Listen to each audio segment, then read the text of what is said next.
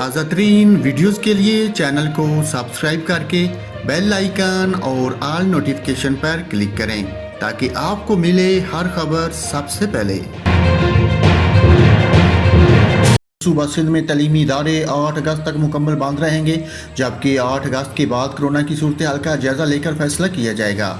अपने बयान में सईद गनी का कहना था कि मुल्क के दीगर सूबों की निस्बत सिंध, खुसूसन कराची और हैदराबाद में मरीजों की तादाद बहुत ज़्यादा है, लिहाजा सूरत हाल को देखते हुए हम तलीमी इदारे इस वक्त खोलने की पोजीशन में नहीं हैं।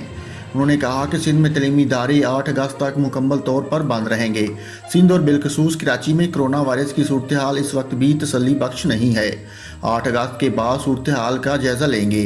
सईद गनी का कहना था कि सूरत हाल की बेहतरी पर फौरी तौर पर इंटर साल दोम की रह जाने वाले पेपर्स लिए जाएंगे।